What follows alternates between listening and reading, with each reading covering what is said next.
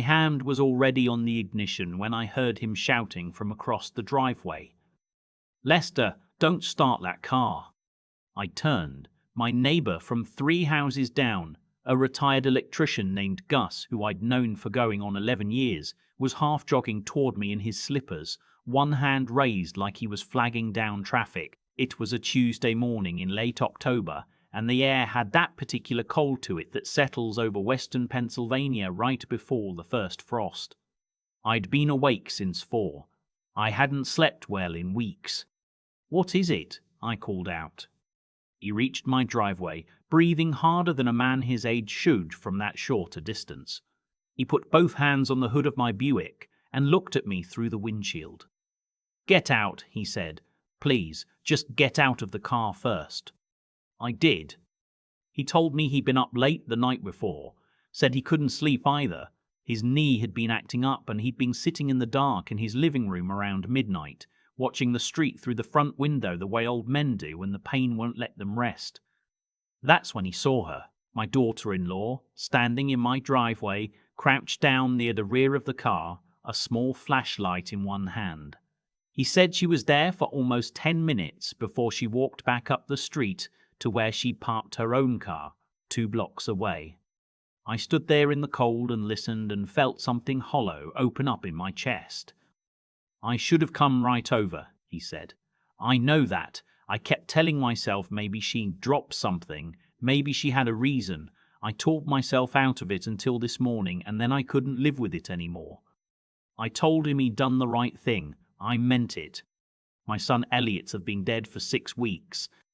He was 51 years old. He'd been a project manager for a civil engineering firm out of Pittsburgh for almost 2 decades. The kind of man who knew how to fix a leaky pipe and could also quote half of Hemingway from memory. We used to fish together every summer up at Pymatuning Reservoir. He had his mother's eyes and my stubbornness, and I loved him more than I had words for, which is maybe why I'd spent the last 6 weeks mostly sitting in my kitchen, not knowing what to do with my hands. The doctors called it cardiac arrhythmia. Sudden, they said, no warning signs. These things happen, they said, even in men who seemed healthy.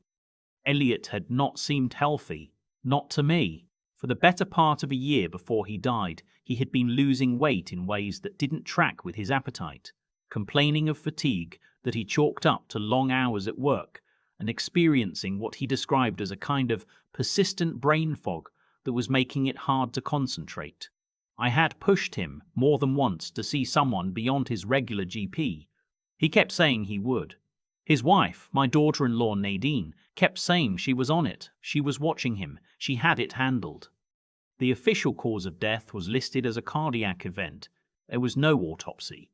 Nadine had declined to authorize one, and because she was his legal next of kin, that was that. I had been uneasy with that from the beginning. Not accusatory, just uneasy.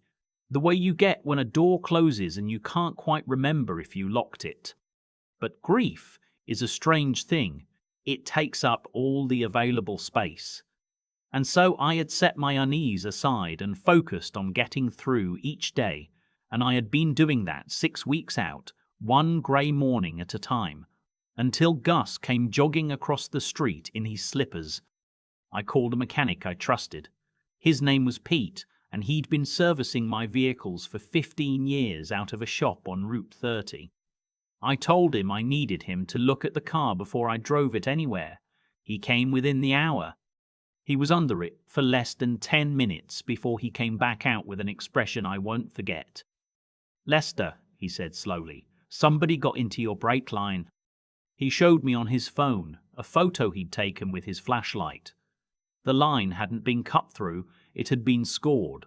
Partially compromised, deep enough to weaken it, but not enough to fail immediately. His estimate, the brakes would hold for somewhere between 8 and 15 miles before the pressure dropped to nothing.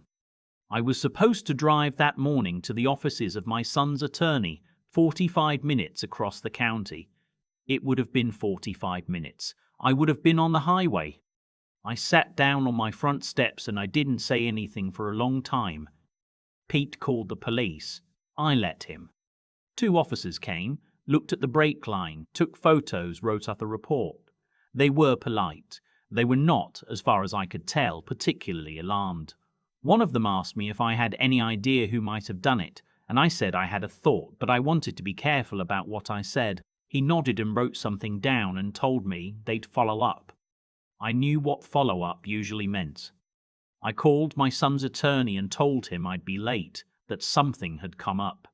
He was a mild-mannered man named Harrison, who had been practicing estate law in the county for 30 years, and he said to take all the time I needed.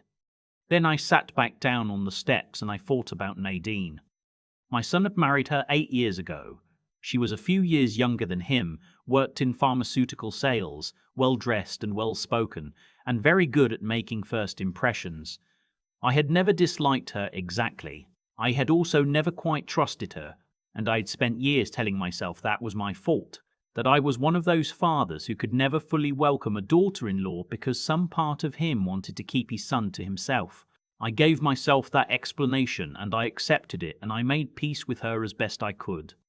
She had no children. Neither did Elliot, and Elliot had done very well for himself over the years.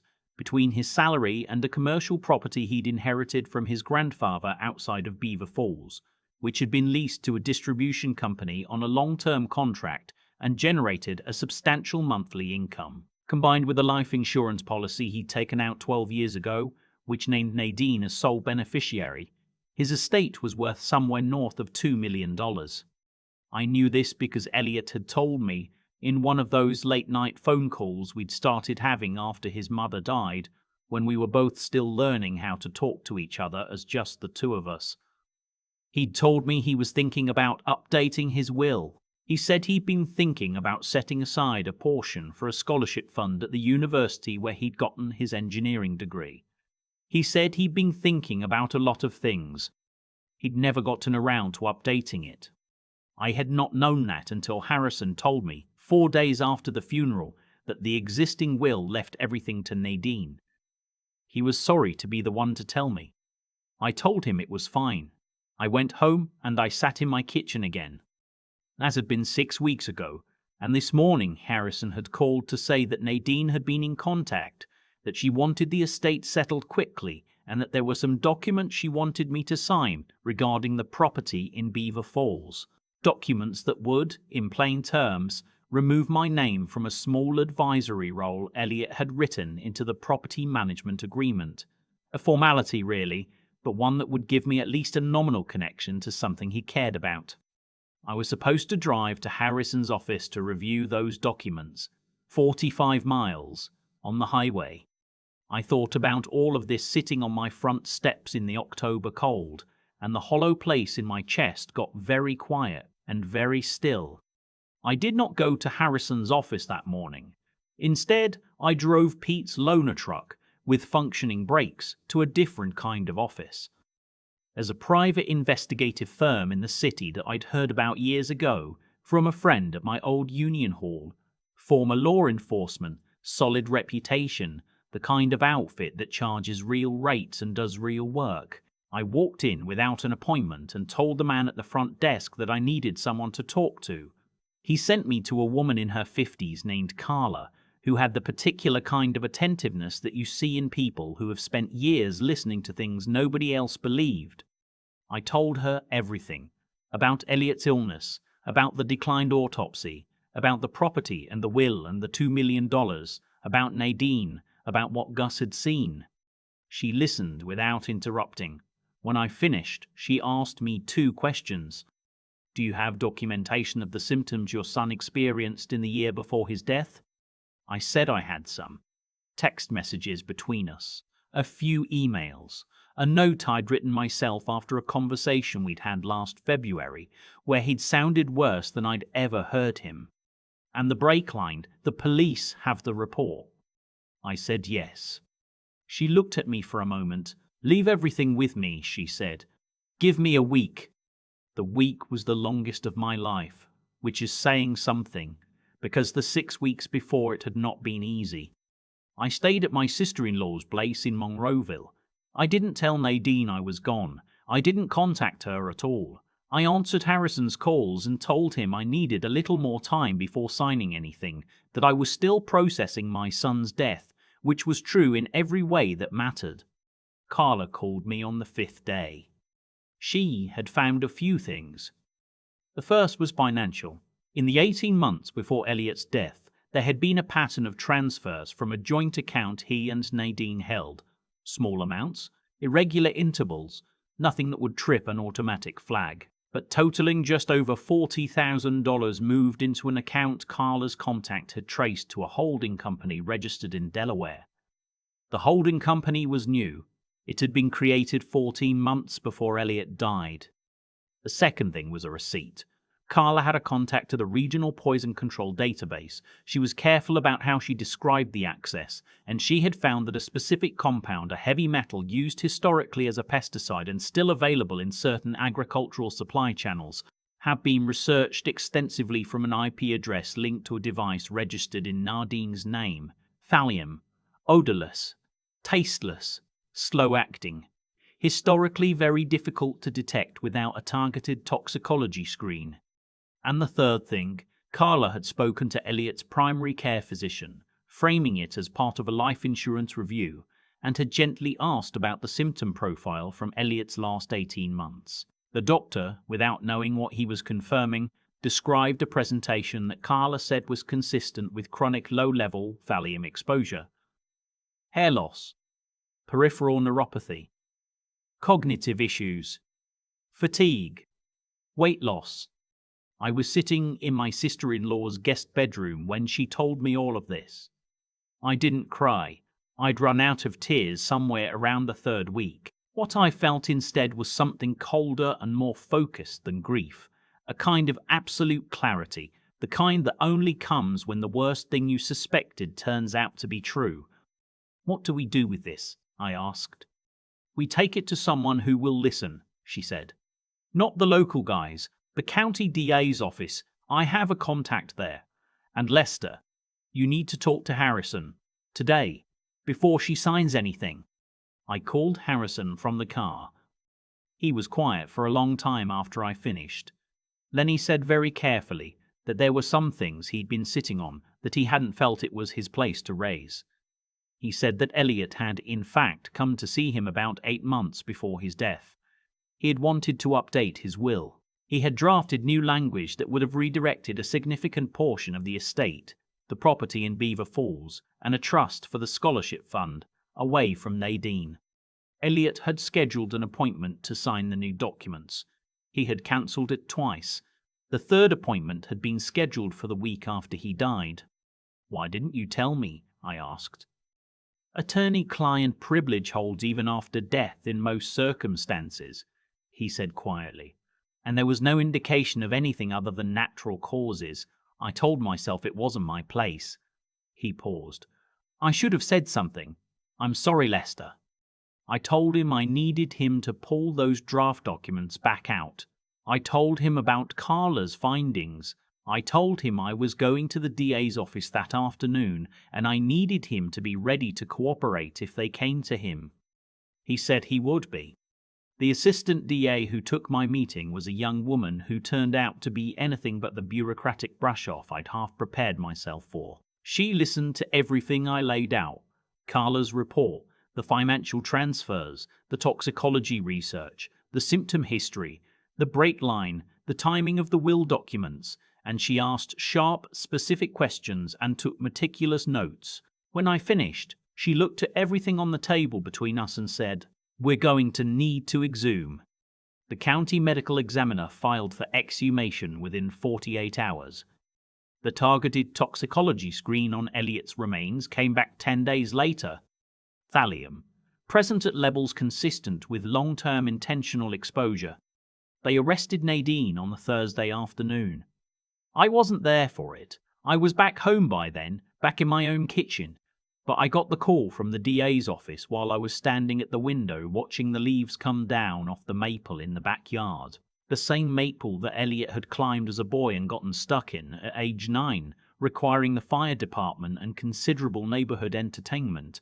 I'd been so angry that afternoon, I would give anything to be that angry again. They charged her with first-degree murder for Elliot's death. They charged her separately with attempted murder for the brake line. The financial fraud charges were an additional count. She was denied bail on the murder charge. I learned later, through Harrison, that the Delaware holding company had been set up with the help of a man who turned out to be someone Nadine had been involved with for over 2 years, a man who had been carefully kept invisible while Elliot was alive, and who would have become considerably less invisible once a $2 million estate cleared probate.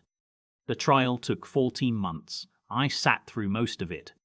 The prosecution laid out the full case, the systematic poisoning, the financial maneuvering, the brake line, the pattern of a woman who had decided that the most efficient path to the life she wanted ran directly through her husband's death. Her attorney argued that the toxicology was inconclusive, but the financial transfers had innocent explanations that the brake line could have been the work of anyone. The jury deliberated for 11 hours. Guilty on all counts. She was sentenced to life without the possibility of parole on the murder charge. The attempted murder of me added an additional 30 years. Her attorney announced plans to appeal. I did not follow those plans closely. There's a thing that happens after something like this is over that nobody prepares you for.